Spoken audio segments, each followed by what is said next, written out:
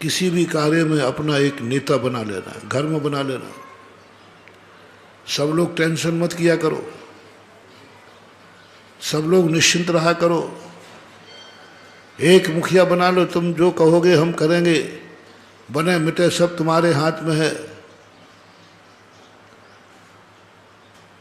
सब तुम्हारे, हम तो सब निश्चिंत हैं, हम तो आपके भरोसे हैं।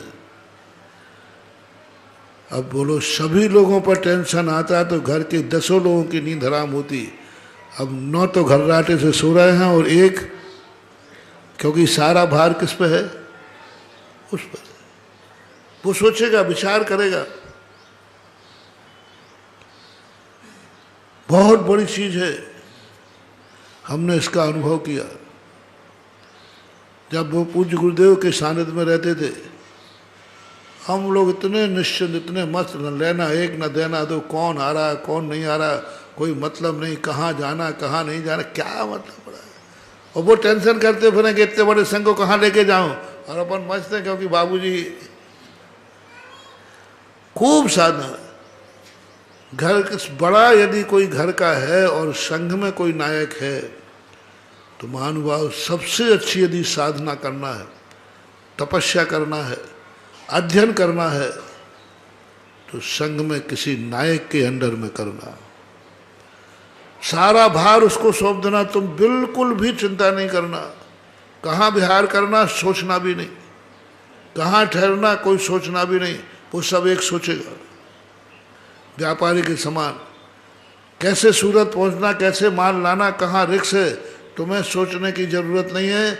वो सारे जितनी भी चीजें सब वो करेगा, उसका टेंशन है। ऐसे ही आचार्य जी का टेंशन था, वो जाने उनका काम जाने। हम लोग इतने निश्चिंत थे, क्या गजब की साधना हुई। पूज्य गुरुदेव जब थे, उनके सानिध्य में कम से कम 8-9 वर्ष व्यतीत करने का मौका मिला। सानिध्य में बड़ा निश्चिंत, कोई नहीं, कुछ नहीं, सुबह से शाम तक इतना सा भी विकल्प नहीं आता था, इतना था, करना ही नहीं कुछ। उनको सौंप दिया ना, अपन करना क्या है। बिहार के संबंध में निश्चय हम लोगों ने कभी शायद ही आचार्य जी से कभी पूछा हो, जानने की इच्छा तो होती थी लेकिन पूछा कभी नहीं, आचार्य जी कहाँ बिहार कर रहे, कब बिहार कर रहे, कभी नहीं पूछा। ललक भी नहीं होती थी कि मैं आचार्य जी से पता करूं, कैसे यहाँ वहाँ से पता करूं कि आचार्य जी का कोई मन बन रहा है क्या, कोई है क्या, नहीं, कोई क्यों पूछना, क्या लेना देना है। वो जाना उनका सारा टेंशन उनका। इसलिए जो संघ के नायक होते हैं, आचार्य होते हैं, उनकी समाधि के समय छोड़ना पड़ता है, क्योंकि वो सब टेंशन में रहते हैं। इसलिए आचार्य पद छोड़ना पड़ता है, भैया आज से मेरी सारी जिम्मेवारी खत्म है, ये उनको कहना पड़ेगा, क्योंकि उनको टेंशन है। और उनके सानिध्य में रह करके रहने वाले साधु, जितनी साधना गुरु के सानिध्य में हो सकती है महानुभाव, जगत में जिंदगी में द्वारा उसकी उम्मीद मत करना। मैं अपने अनुभव से बोल रहा हूं।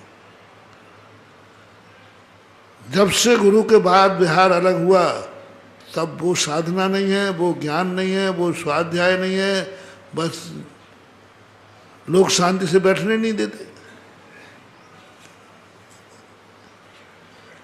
कोई कहीं का आ रहा है, कोई कहीं, कोई मुगावली का बात कर रहा है, कोई बहादुरपुर की बात कर रहा है, कोई अशोकनगर की बात कर रहा है, कोई कहीं की लेकर सब आ रहा है। अब इनको भगाएं तो भी नहीं बनता, क्योंकि शरणागत को भगाना नहीं और तुम्हें भगाए नहीं तो हमें शांति मिलने वाली है नहीं, क्योंकि तुम उधम किए बिना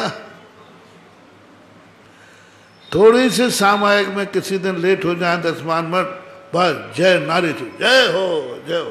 अरे भाई मैं सोचता हूँ खोल तो महाराज, नहीं तो तुरंत आवाजें चालू हो जाएंगी, तुरंत।